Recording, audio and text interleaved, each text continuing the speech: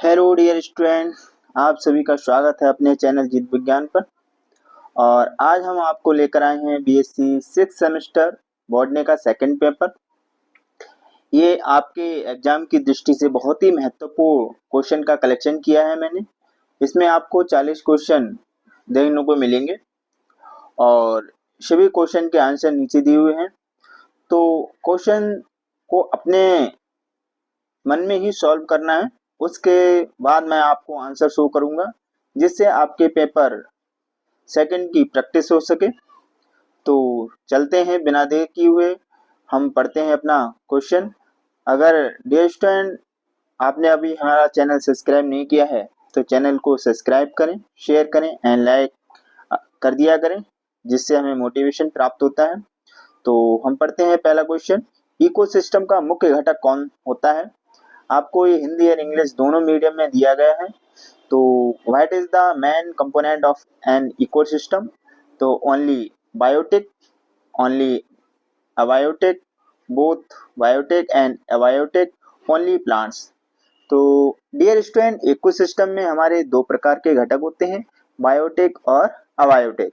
अतः इसका जो आंसर सही होगा वो होगा हमारा answer number C, both biotic and abiotic घटक, जैविक और अजैविक दोनों।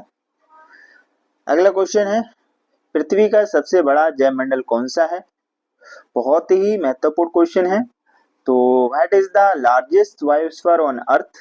पहला है फॉरेस्ट यानी कि वन, ओशियन यानी कि महासागर, और डेजर्ट यानी कि मरुस्थल, और माउंटेन यानी कि पर्वत। तो पृथ्वी का सबसे बड़ा जैवमंडल के रूप में ओशियन यानी कि महासागर है। तो इसका सही आंसर है यानी कि वी, ओशियन। अगला है, फूड चेन की शुरुआत किससे होती है? What is the starting point of food chain?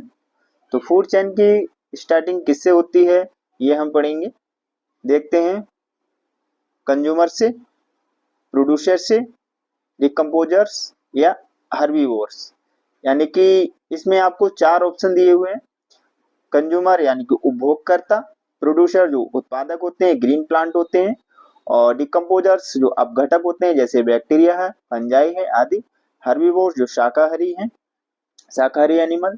तो फूड चेन की जो शुरुआत होगी वो प्रोड्यूसर से होगी, क्योंकि प्रोड्यूसर ही ऐसे लिविंग ऑर्गेनिज्म है जो इनको खाकर दूसरे लिविंग ऑर्गेनिज्म अपने जीवन को आगे बढ़ाते हैं।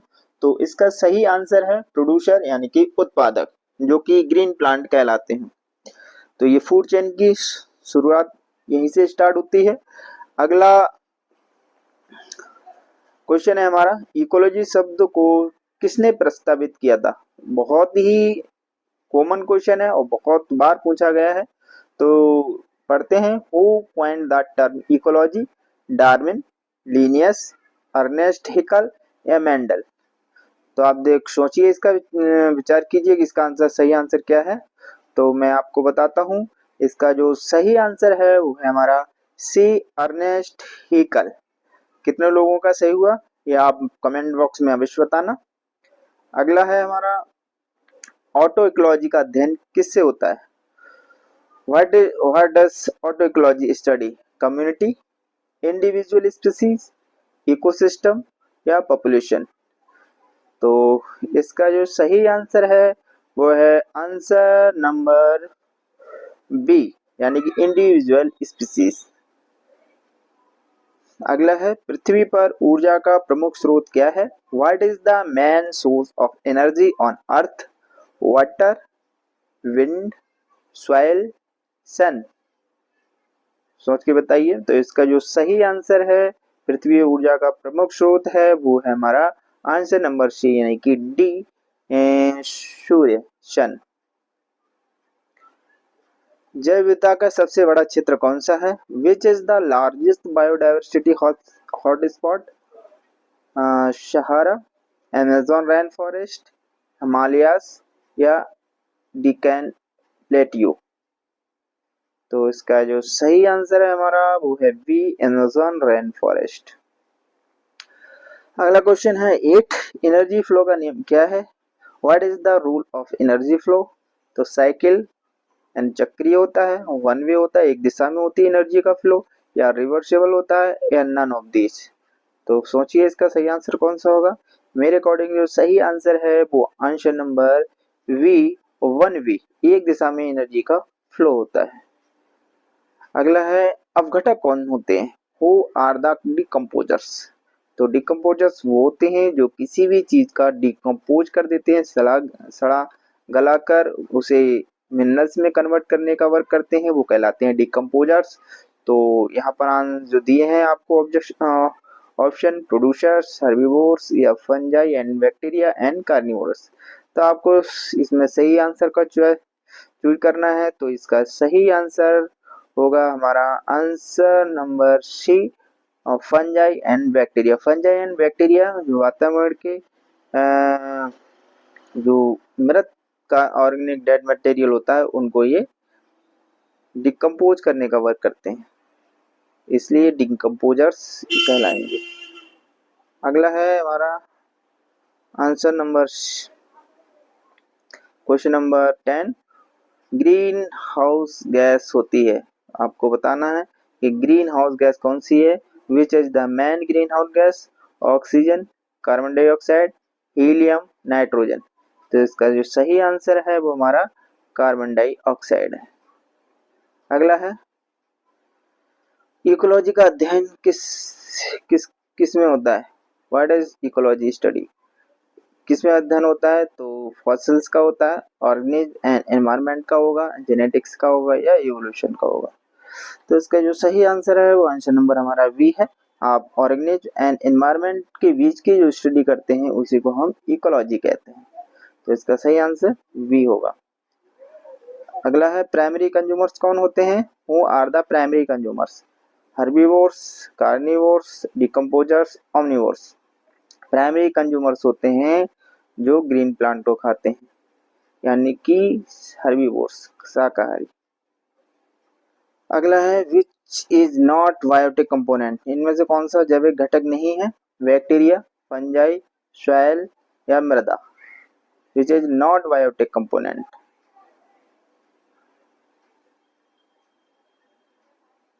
बायोटिक कंपोनेंट नहीं है बैक्टीरिया, बायोटिक कंपोनेंट है फंजाई, बायोटिक कंपोनेंट है प्लांट्स, बायोटिक कंपोनेंट है सॉइल, मृदा अबायोटिक कंपोनेंट्स है।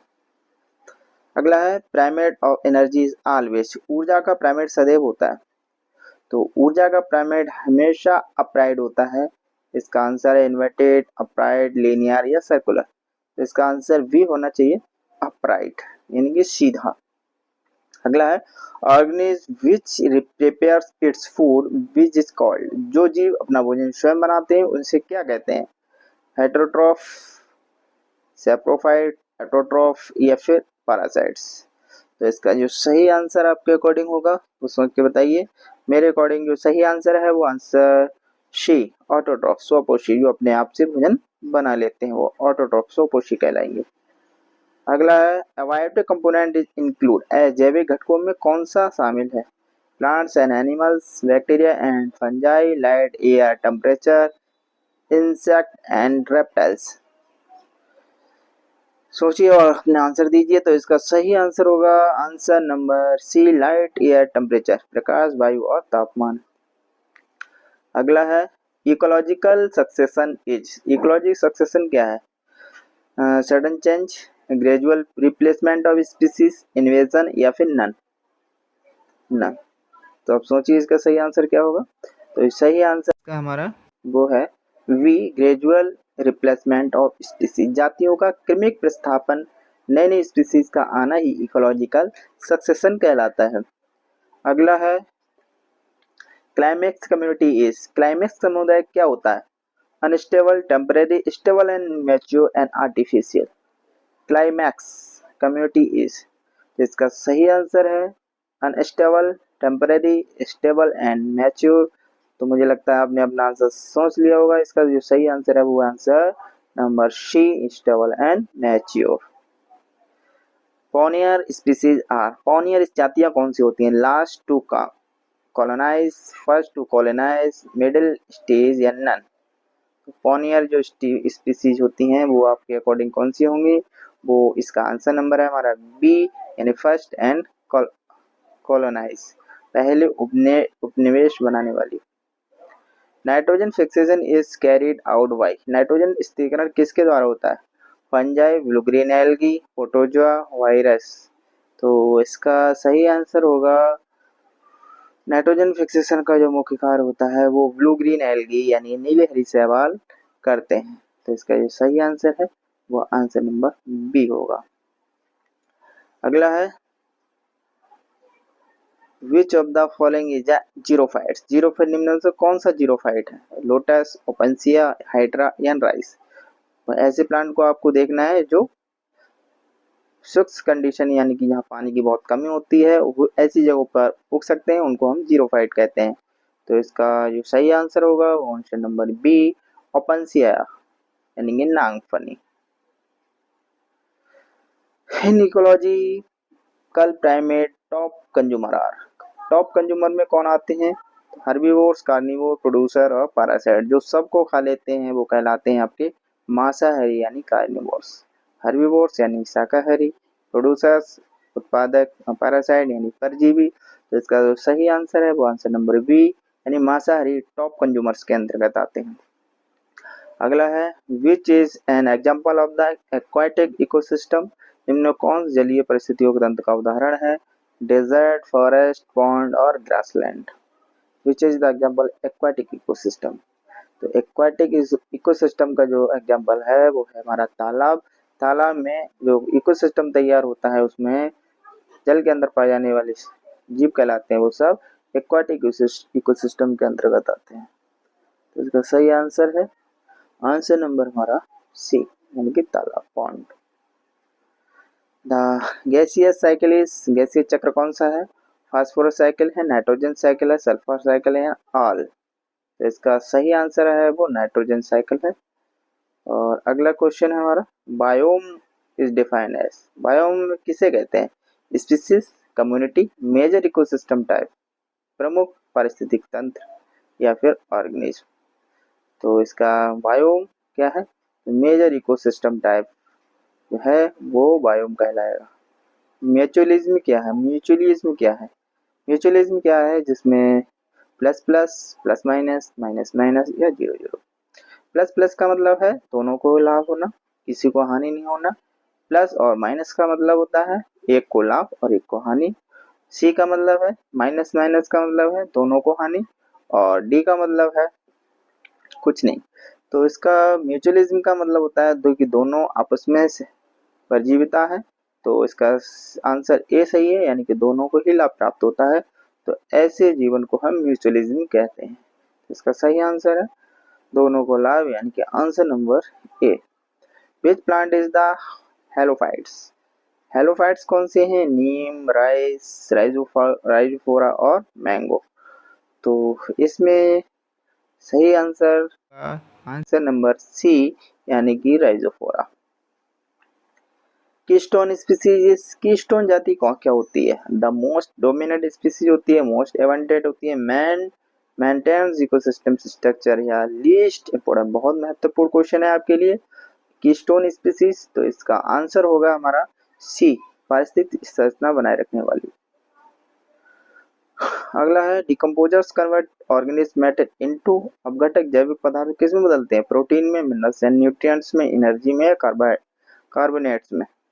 तो जो अपघटक डिकम्पोजर्स होते हैं जैसे बैक्टीरिया है, फंजाई हो, तो मिनरल्स एंड न्यूट्रिएंट्स में डेड ऑर्गेनिक मटेरियल को बदलने का काम करते हैं। तो इसका आंसर होगा हमारा बी, मिनरल्स एंड न्यूट्रिएंट्स।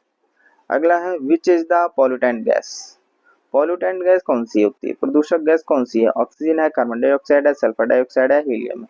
तो सबसे ज्यादा पोल्यूशन फैलाने वाली जो गैस है वो है हमारे कार्बन डाइऑक्साइड ने sulphur dioxide. Answer number C, sulphur dioxide.